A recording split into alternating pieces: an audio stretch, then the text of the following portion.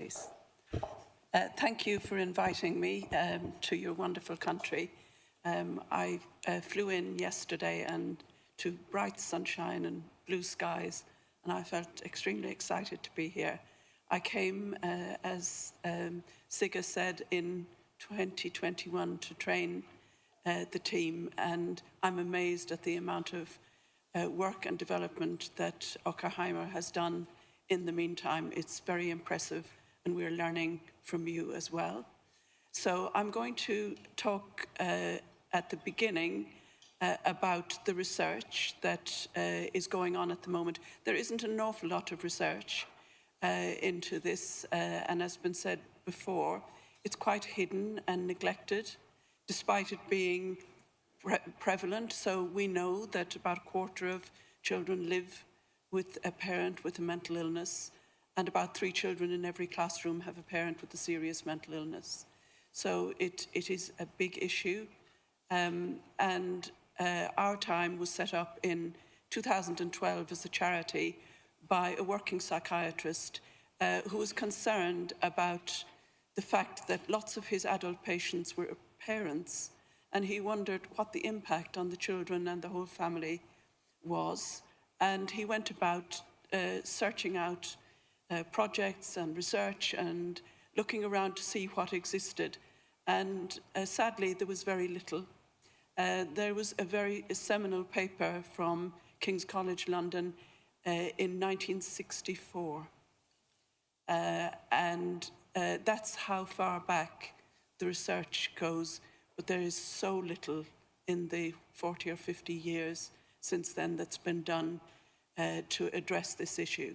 So Our Time charity was set up to do that, not only to look at prevalence, but also to look at what could we do on the ground, what practical things could we do with families to help them to support each other and to build on their strengths. And their strengths are love and loyalty. These families love each other, they're extremely loyal to one another, and the children are very impressive in terms of they often grow old very quickly and support their parents.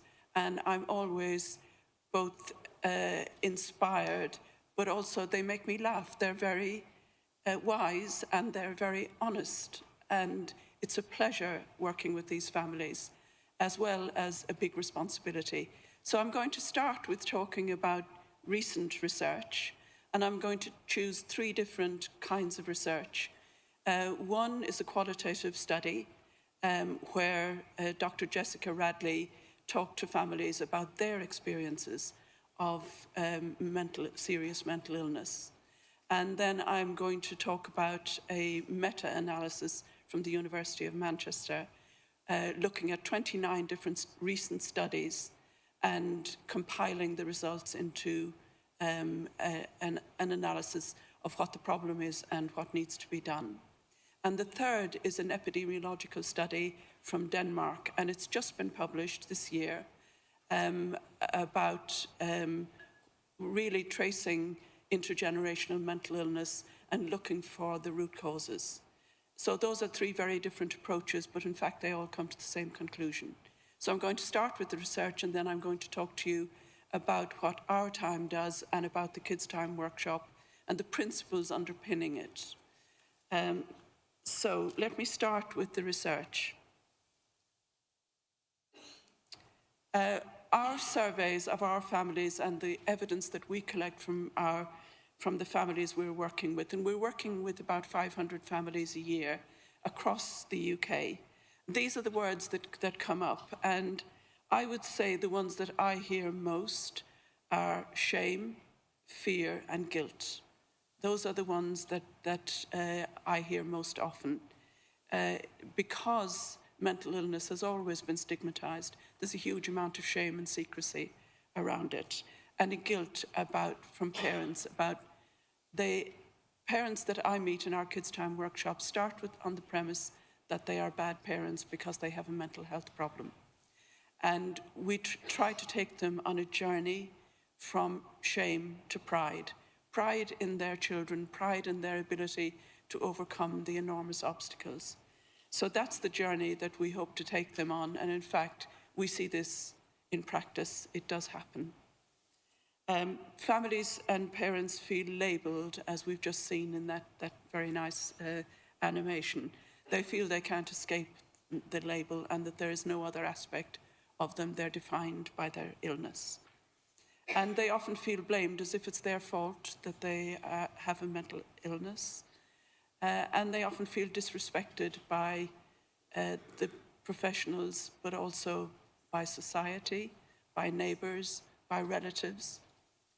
And they feel resigned that this is how it's going to be. And the children, unfortunately, often feel like they are going to have a mental illness and that it runs in families, and they're told this. This is a common kind of refrain. It runs in families. So there's a sort of resignation about, well, that's just it, so why try to do anything different? The children and the parents feel confused. Most parents feel that they don't understand their illness, they don't have enough information, and they don't really understand what's happening to them. And the partners and the rest of the family are even more confused. So the explanations they get are often medical, and they're often in language they don't relate to and they don't understand. And because we have a prevailing medical model, it appears as if there's nothing we can do about it. It's a fact. They feel patronised. So the children, I was talking to a teenager, she's about 14, and she said to me, I asked her, how was school? And she said, well, I do talk about it, but I don't want to be patronised. I don't want to be talked down to. I actually know more than you do about it. So could you please listen to me? And she also said, I don't want to be pitied. I have to live with this situation. I do live with it. I'm coping with it. So I don't need pity, and I don't want pity. And so those are the kind of reactions that she felt that she was getting from the adults around her. So our main objective is to think about how we could work with the adults around the children to create safer and more developmental environments. Rather than putting the burden on the children, we want to work with all the adults, whether they're family or professionals or society at large. We need to get our act together and support the next generation. What do parents say to us that they want? This is our surveys, our research. It's not academic research, it's just what we hear. They want more knowledge and information as a whole family, and they want to be able to talk to each other about what's happening in non-medical language. When they're ill, they want a safe place, a sanctuary, and that means a place where they can get out of the world for a while, rest, think about what's happening, and not necessarily a hospitalisation, but somewhere or some places where they can feel at ease, they can relax, and they can understand what's happening to them. And I think the Kids Time Workshop provides this. It needs to be in many more places, this feeling of a place of sanctuary. They need respect from professionals, so they need to be listened to. And children in particular feel that when social workers and psychiatrists and doctors and sometimes police come into their home, that they completely overlook them, even though these children have been providing medication and they've often been sleeping with their parents when it's a bad time. So the children have been doing an enormous amount of work and support, and they need that acknowledged. And at the same time, we don't want to add to that burden, and we don't want to put the burden on children, but we still need to give them credit for the amazing things that they are doing. So we would like if professionals at school, in hospitals, everywhere, were able to listen and to care. Again, this was one of the things that a child told me. I asked her what she would like to happen, and she said, I'd like people to listen and care. And she said, I don't want big policies, I don't want big interventions, I want just plain ordinary love and care. And accessible local support, which is long before a crisis happens. And in the UK at the moment, we've got a policy around family hubs, places where families can get all kinds of support and advice and they don't have to be referred. And that's, I think, where Kids Time belongs. So that's our research. I'm going to talk about the Danish study, which has just come out. And it is a very surprising study. I must say, I was shocked. And I've always wanted to know, and it's what the children and the parents ask me over and over again, is it hereditary? And this study, a major study, a big data study of millions of people, I think 6 million people. So it's a population epidemiological study. Found that a family history of mental illness does raise the risk, but only in a minority of cases. 85% of people with a serious mental illness had no family history. And that really changes our whole perspective. It changes the lens through which we look at and think about supporting families who have a parent with a mental illness. So in other words, it's not a foregone conclusion. There's no need to be resigned to the fact that mental illness runs in families. And we need instead to look at the complex interaction of genetics, environment, and pure chance or luck. The brain, of course, reacts to the environment. We're not saying mental illness, this study is not saying mental illness doesn't exist, but that it is the etiology of mental illness is much more complex than the medical model would lead you to believe. And therefore, trauma, adverse childhood experiences, physical violence, sexual abuse, migration, where families leave their support system, where they experience severe trauma, and where they feel that they are outsiders in society. These are all root causes of the stress that can move into a mental illness. And when children ask me, what do you mean by a mental illness? My simple explanation is, if your emotional distress is so great that you can't do the ordinary things that you want to do, like get up in the morning, sleep at night, have friends, manage the household, the shopping, breakfast in the morning, etc. Those ordinary things, when your level of distress moves into preventing you from doing these things, that's where we say mental illness.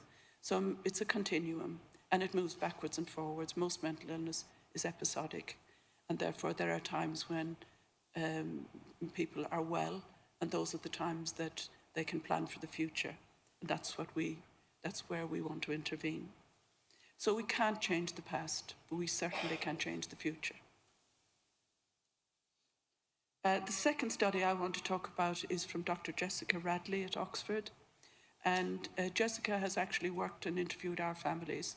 So I know her and her research well. And if you're wondering what an interpretive phenomenological analysis is, I had to Google it too. It means that the researcher, it's a qualitative methodology. It means the researcher talks to real families about their experiences and the meaning they make of their experiences. So it's in-depth interviews with families.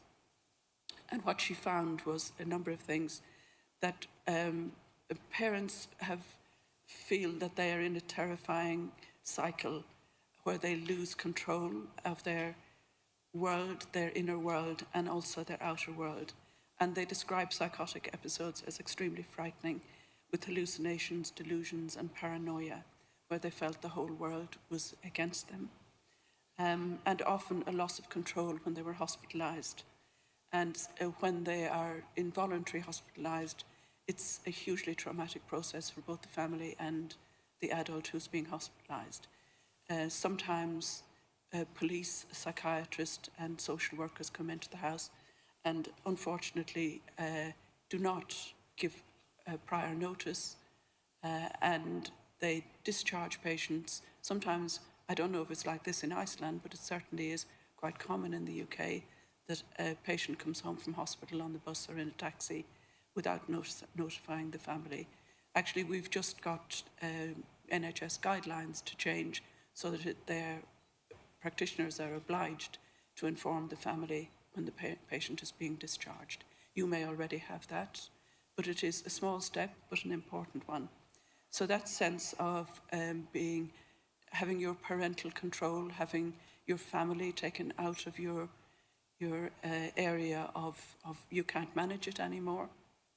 And the trauma of hospitalisation remains. It doesn't go away. It's a terrifying experience. And parenting role is both a source of strength, and this I thought was really interesting reading her interviews. Most parents felt that their family was the most important, their parental role was the most important part of their identity, and it gave them a sense that a motivation to get better, and it gave them a sense that their life was meaningful and that they had a world in which they belonged. So at the same time, because their family is so important, our families are so important to us, when you lose control of your family, you feel an heightened sense of fear and guilt, and the pervasive fear that your children will be taken away from you, which causes secrecy, and it causes the parents to, in inverted commas, protect the children by not talking to them. As I said, most parents feel that there is a judgment out there that they are unfit parents, and the threat that they will be separated, as I said, is huge.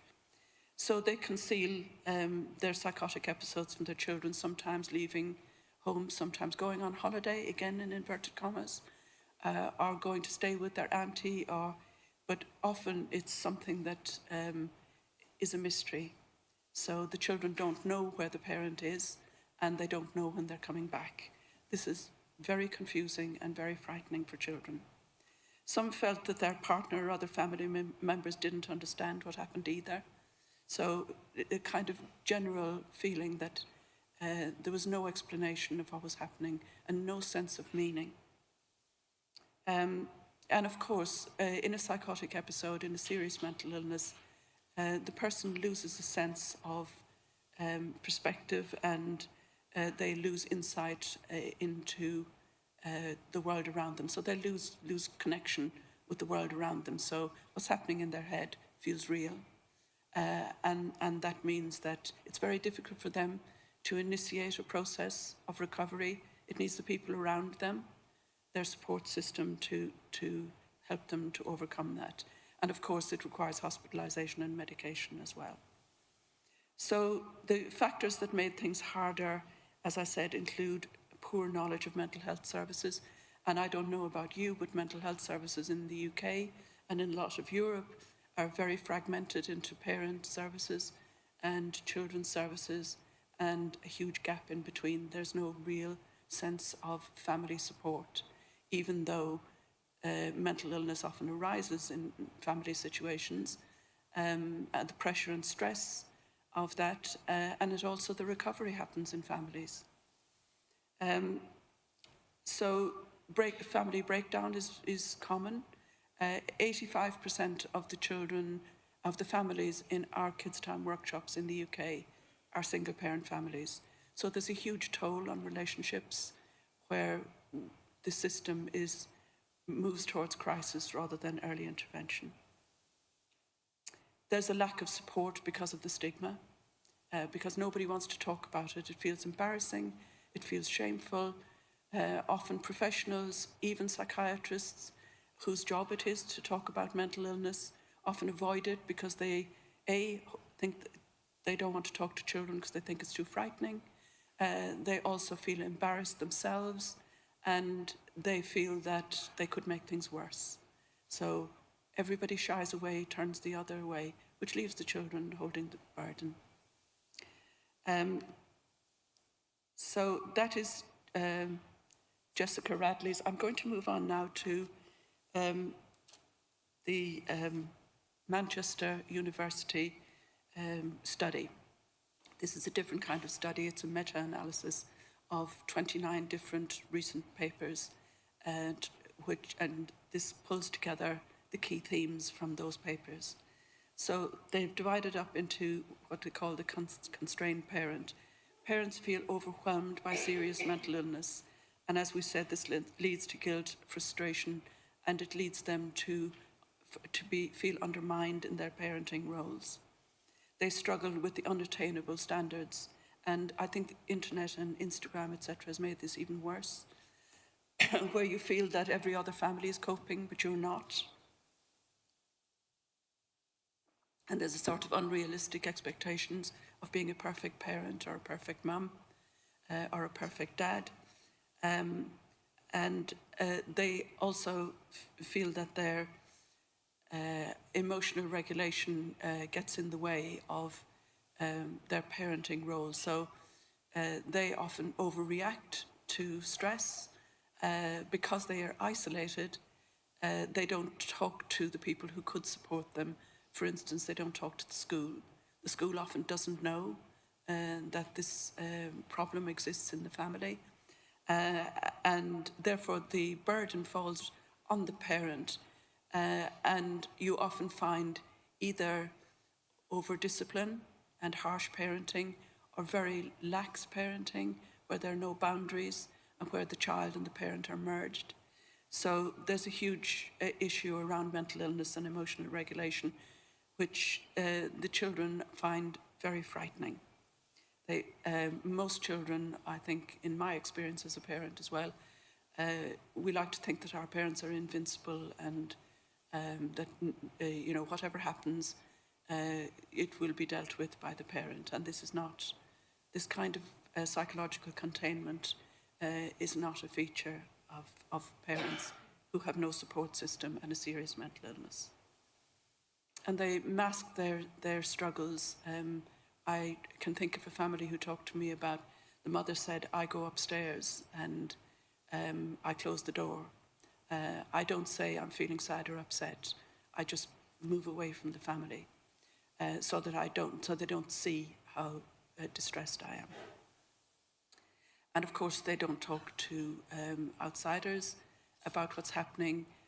Of course, it isn't a secret.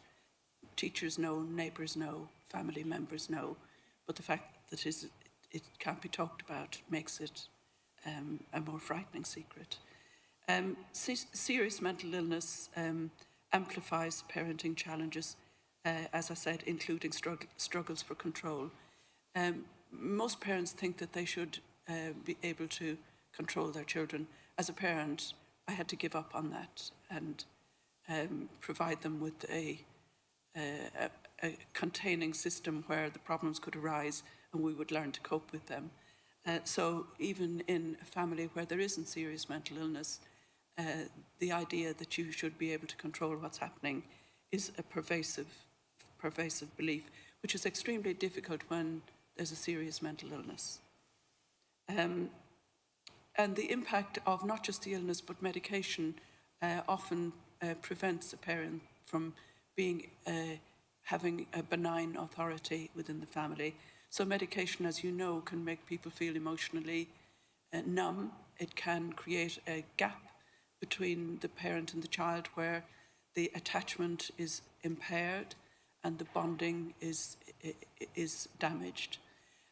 Because if a parent has heavy medication, they often are emotionally withdrawn, and then the child has to find a way to connect with the parent. And they do that sometimes by taking on the beliefs of the parent, because it's easier than confronting the parent. No, that's not true, Mum, or that's not true, Dad. The neighbours don't hate us, or my teacher is really supportive. So it's very difficult for a child to go against the parent's view of the world. And I think that's where the difficulties begin for the child, because their own thinking process is interrupted, their feeling of safety, and therefore it is really, really important to build those parenting bonds by opening up the conversation within the family. The child often takes, as I said, caregiving roles, leading to role reversal when the parent is ill, where the children are little parents as young as 5 or 8 years of age. The child, the older children, often the eldest girl in the family, takes on a parenting role, does the shopping, cooks meals, and even if they don't do those practical tasks, they often do a huge amount of emotional labour. And then that is really difficult to reverse. So when the parent comes out of hospital and comes back into the family, the child feels guilty, and I've had children tell me this, they feel guilty about having taken over the parenting role. And they feel that when they go to school, they have been an adult at home. They've been making decisions, they've been supporting the whole family, taking siblings to school. And suddenly, at school, they have to revert to being a child and being told what to do and being told off, etc. And sadly, children who arrive late for school or don't have their homework done or fall asleep in class, I don't know what it's like here, but in the UK, they are put in detention. We add stress to stress. We don't ask what's happening at home. So the child is under huge pressure and strain, carrying an enormous burden. And we need to do something about this. There's a sense, as I said, of inescapable threat, and these studies show across the board that there's a constant fear of loss, not just the loss of the parent, but the parent losing their children. So the child can lose their parents emotionally and psychologically. They can lose them through to hospitalization, but also the parent has their primary fear is having their children taken away. And that means that they don't look for the support that they can have. They don't reach out and tell the school, or they don't talk to their GP in time. So it's all very, very delayed until crisis because of this inescapable threat. Despite all of this, the parents feel, as we said before, in this study, they find hope and motivation in their parenting roles. And with help and support, they find coping strategies. And the title of my talk today was A Better Life for my Children. Every single parent in our workshops, that is the refrain we hear most often: I want a better life for my children. And that's a huge motivation and a sense of light at the end of the tunnel, that something can be done to break the cycle. So they need, these studies emphasised the need for system-wide compassionate and inclusive support. They value psychoeducation, peer networks, practical parenting support, and family-focused interventions. And you will see that they're not looking for counselling, etc., because that puts the burden on the child to manage the situation. Counselling is very important at a certain stage, but in the early stages, if the child seeks counselling, it means that they have moved from feeling that they have to manage it themselves, and that's a hopeful sign. There's a lot of shame and stigma, as we said, and this research found it as well, that the challenges are influenced by environmental factors, stigma, and systemic barriers, which I've just talked about the individual approach rather than a family approach, where certainly in the UK, at 18, a child is no longer, a young person is no longer in children's services. Whether or not they're okay, the support disappears. Perinatal services ends at 18 months to 2 years. All of these barriers, all of these cut-off points create a kind of disrupted and interrupted cycle where the child falls between the cracks. They fear services. I can remember one workshop that we were having coffee and talking, and it was a kind of informal session. And one of the leaders of the workshop revealed that she was a social worker. And the family went, no, if we'd known that, we wouldn't have talked to you. So there is a general sort of fear of, don't talk to anybody. So that prevents early intervention. And then role reversal I've talked about, again in this study, the same things come up over and over again in every study. So We kind of know what the problem is, and we kind of know what the solutions are. And these studies show us that. Parents value hope. They value being able to have aspirations. The children need to have aspirations for their future. And we need system-wide support to navigate parenting roles, because parenting is a lifetime. It doesn't end when the child is 18. And here are the recommendations, which will be very familiar from this study. Create a strength-based, family-focused approach to support parents with serious mental illness. Provide psychoeducation to reduce stigma and promote parent-child attachment. Offer practical parenting support and respite care. Train healthcare professionals to address parenting needs compassionately. Increase public awareness to combat stigma and promote inclusive systems. And the conclusion the study came to was mental illness has a profound impact on parents, and there is a need for systemic compassionate support to improve outcomes for parents and their children. Again, no great surprise there. I'm going to show you a short video. It's a number of different families that have worked with us, some of them very well known, so you may recognize names of celebrities here. So mental illness is not confined to any class or any group. And now you'll see more and more people who are very well known come out of the woods and start talking about their experience of mental illness. In actual fact, I would say almost everybody knows somebody who has a serious mental illness, either in their past or their present, whether that's a relative or a friend or a neighbour. So it's not about them and us, it's all of us. And these interviews that we've done with famous people, we have, if you go to our website, you'll find podcasts where we take very, very well-known, successful people and ask them to tell us about their experience of parental mental illness and how they've coped.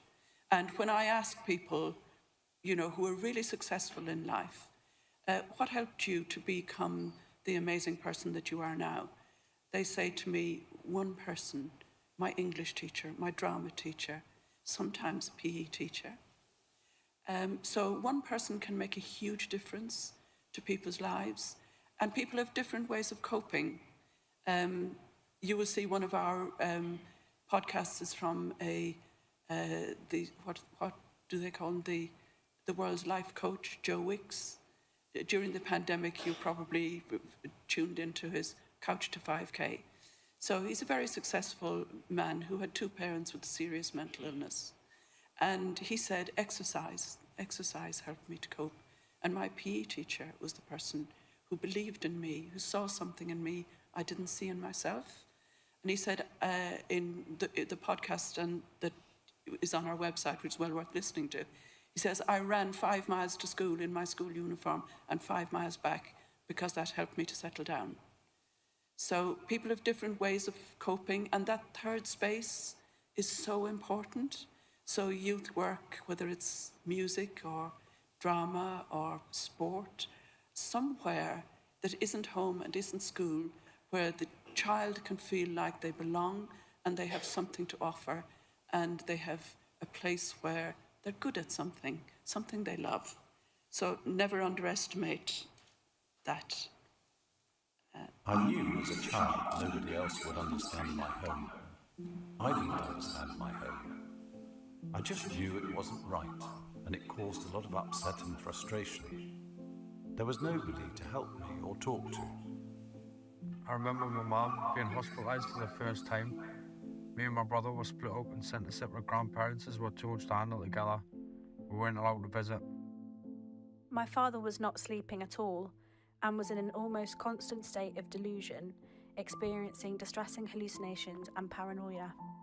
Things would happen like, you know, our house would get raided, or like there'd be like holes in the door, they'd have a big argument, and I have to like get up in the morning and like go to school and just be like a normal school kid and not say anything. By the age of 8, I remember rejection from my mother and the beginning of her troubles in coping with her mental health and behaviour. The first time I experienced mental illness as a child, I remember sleeping in the same bed as my mum and being woken up in the middle of the night by screaming and crying. a sound I'll never forget. I became increasingly aware of friends' families and compared my own with theirs. Their parents woke up early and made them breakfast. My mindset was difference equals bad and being lesser than others. I've had that experience of being around chaos and kind of destructive behaviours, but didn't know at the time that my parents really had mental health issues. Having no explanation meant I grew to fear my father's illness. It was the unknown. I knew he had bipolar, but nothing more. I knew it was an illness, but I didn't know what a mental illness was. Coming home from school to see numerous new locks placed on the doors in the house. My mum interrogating me and my brother about who had let in the house and where the items were she couldn't find. As a teenager, it was frustrating. I often felt to blame for his changes in mood and responsible for solving them. I would often attribute these changes to the tiniest things that I had done or not done. Many social workers and doctors came through our doors throughout my and my brother's life. I always feel there wasn't as much support for us. And I think, even back then, I think if only we had a bit more communication, we understood each other and we talked more, I think it would have put me in much better stead and I wouldn't have acted up so much at school. When I recently heard about our time and the work you do, I was amazed. Had that have been available for me, I would have had a foot on the ground. It was a great feeling coming across our time recently, knowing that people other than myself acknowledge the void and support for children of parents with mental illness. I left that place feeling really uplifted. I was sad though because I thought this is one charity that's doing it in the whole of the UK. Like, there needs to be more of this because there's millions of families with parental mental health, isn't there? And I thought it's so powerful and so important. Like, it really should be in every single borough in the country.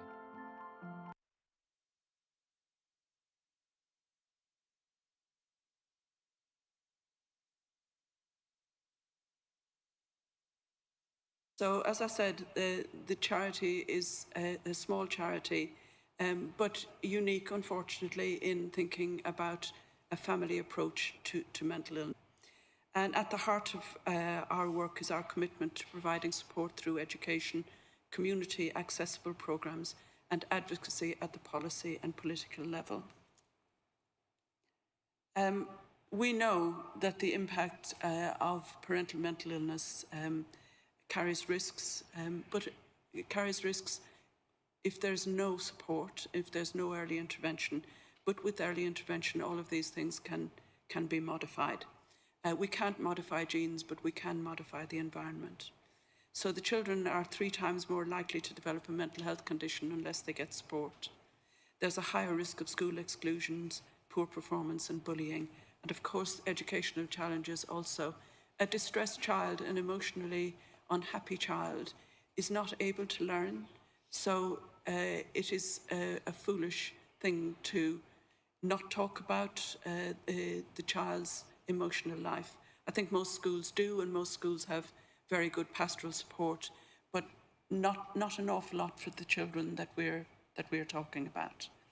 And some children find refuge in books and study and go on to achieve success at school, but the majority actually give up school as early as possible. It's just too stressful.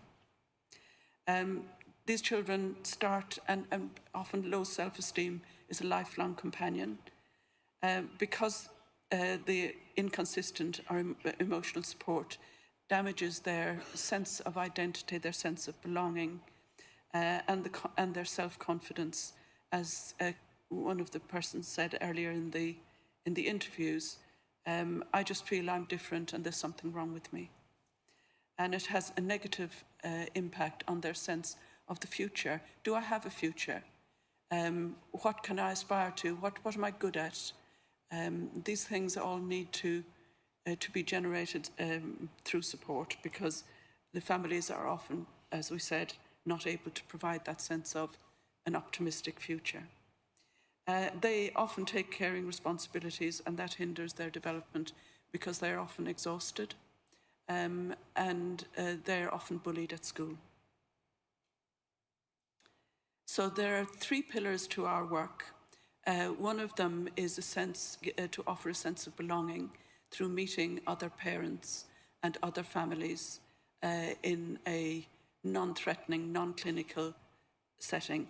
We say that our work is not therapeutic because it's not aiming to change the individual, but rather to build on their strengths and help them to help themselves. So knowing you're not alone is fundamentally important, and the relief in families when they come into a space where they can talk openly about mental illness without fear of being judged or feeling a failure.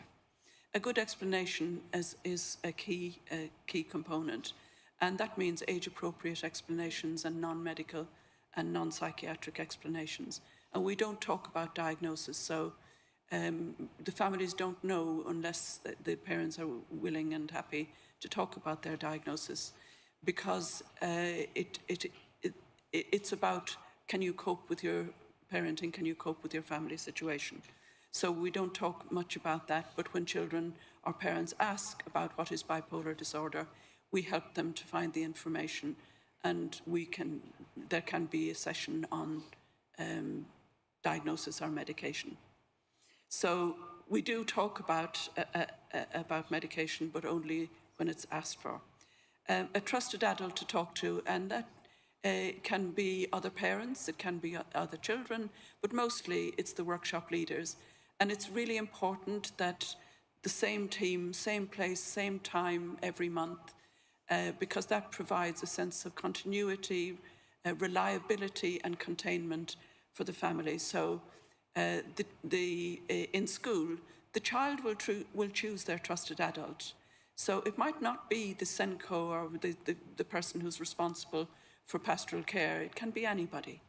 So there's a need to make the support universal rather than, again, in inverted commas, the children say, I don't want to be sent to safeguarding.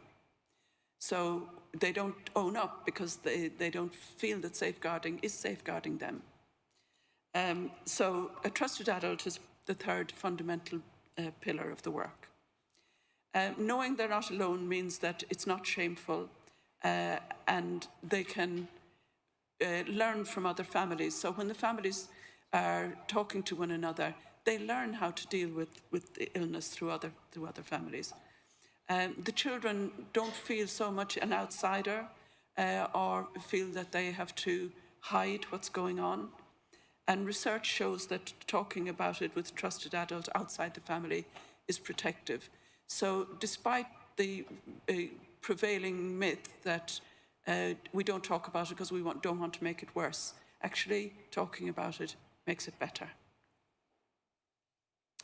As I said, a trusted adult is somebody that they feel they can rely on.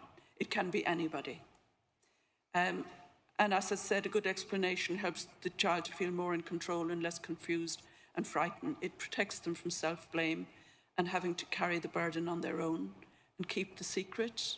Again, over and over again, we hear children saying, we're told, if not overtly, not to tell anybody. It's understood, we don't talk about it. It helps them to think rationally and discriminate between normal and illness behaviours. So all parents lose their temper. All parents feel exhausted, distressed and out of control. But there's a very big difference between that and having a mental illness, and it's important that through the work that we do, that children are able to differentiate between that and are able to talk to their parents about ordinary distress. Many children say, I don't want to tell my mum that I'm having a hard time at school because I don't want to add to her burden.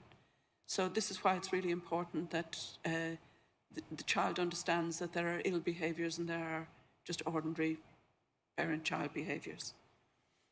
Most people, including myself and my children, find their parents embarrassing. So this is something that mentally ill parents don't realise, that it's not just them. I remember my daughter coming, I picked her up from school, and she was sitting in the back of the car, and she said, can we bring a friend back with us? And I said, yes.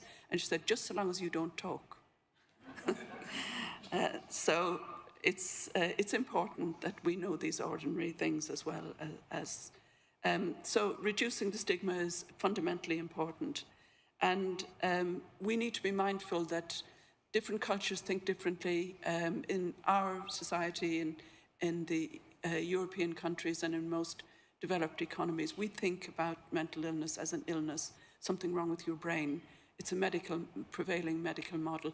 In other countries, they see it as a punishment for something that's happened in the past, or a shameful secret, a stain on the family's reputation.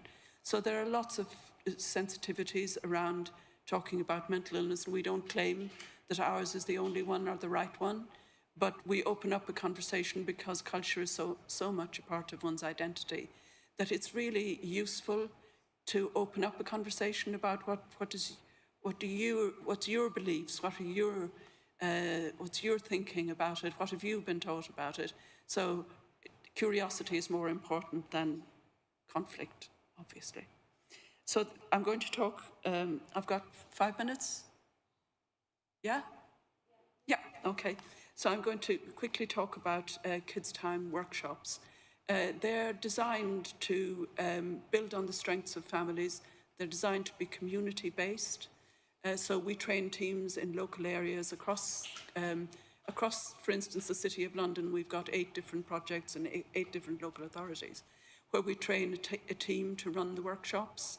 And they're often run in family centres. So the staff know the families, they know the services, and they can refer the families to the local services and open out that support system that does exist, but because of the secret, the families don't reach out for that support. So we encourage families to open out, not necessarily to speak about things they're not comfortable with, but help your child to find a music lesson, help them to go to a youth club. It's helping the parent to think about the need of the children to move out into the world and to see other things and to find their place in the world. So that's why they're very much locally based. And we like to work with youth theatres because they're a great place for outside school, outside family, and they're a place where you can take on different characters and you can have fun and explore the world through drama. So it's a place where parents and children come together to talk about mental illness. And we provide psychoeducation and drama, and joy and enjoyment is a key part of a Kids' Time workshop. So it's dealing with a very difficult issue, a very hidden issue, but in a way which is enjoyable. And that's why the families come back, because they feel welcome, they feel acknowledged, they have fun, the parents play games with the children, they get down on the floor, and they learn to just let go. The children become children again rather than little adults. So joy and fun is a fundamental part of the work. So I'm going to just show you a map. I'm not going to go through it in great detail, but just to show you how it works in terms of combining all of these different elements. The meet and greet creates an atmosphere. There's refreshments, there's sometimes music, the families are welcomed, new families are put together with families who are more experienced so they can settle down. Most families are very anxious when they come in, and some are not in a great place. So the feeling of being their space, their community, somewhere where they belong, and there is not a hierarchy, there isn't, you leave your professional hats outside the door, so you don't know that the social worker is a social worker. And that creates a kind of common ground on which we're meeting to talk about something in a way where we all belong and we're all important.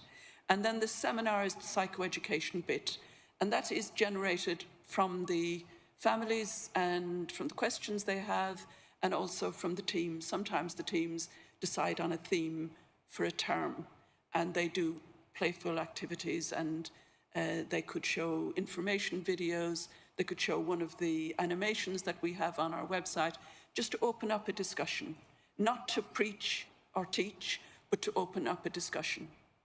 And the seminar lasts about half an hour to 45 minutes. It's 2.5 hours, by the way, for the whole thing, from start to finish. So there's an enormous amount packed into this structure, and the structure is what keeps the thing moving from stage to stage.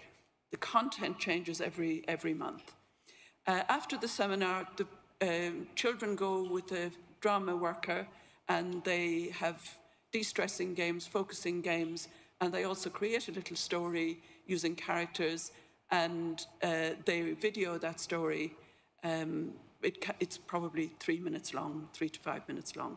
They can use music, they can use all kinds of different creative activities, but it's a space for exploring things in a way which is creative and enjoyable.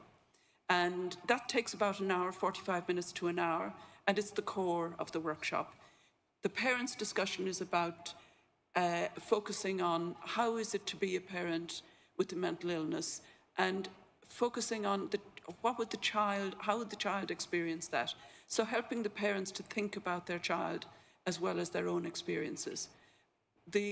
One of the impacts of mental illnesses can make people very internally focused and very focused on self. And what we're doing in the parenting workshop is helping the parents to look outside their own life and their own concerns, and think about what's happening with the children. How would they see that situation? What do they think when you are not speaking? Just helping them to put themselves in the shoes of the children. And then they come back together, and this is a community building session. It's a social place where usually they have pizza. Some people do different things, but basically pizza, you can order it in. You don't have to cook it. It's not going to burn you. You're not going to spill boiling water on anybody. So it's something that is safe and doable within 15 minutes. And sometimes the children, sometimes they play the video back during the pizza, but that can be a bit chaotic, or they do it afterwards. That is a penny drop moment for parents when they suddenly realize the children, I haven't been able to protect them in inverted commas. They know everything, and they've seen everything, and they have questions and they have concerns. And then the conversation starts, and you often hear them saying, on the bus going home, we had an amazing conversation. So it opens up a relationship, a conversation in the family. So that's a really sort of simple, easy way of building bonds, social bonds and emotional bonds. And then there's a quick reflection at the end. And that can be as simple as when the families come in, what is your weather like today? Or what color are you today? And at the end, it's, now what color are you now? Or what's your weather like now? It's really simple. It's not a big psychological discussion, but it kind of closes things. You don't want families to go out feeling distressed. So that last section is about containment and closure. So that's what it looks like. It's very compact. It's incredibly intense. And I think my colleagues here would say it's actually very enjoyable as well. So we're dealing with something very difficult, but we're doing it in a way which makes a difference. So I'm going to stop there and say thank you for your attention. And also, is there time for questions, or do we do that? There's no time. We'll take a break. Yeah, okay. And feel free to come up to me in the break and talk to me. Thank you.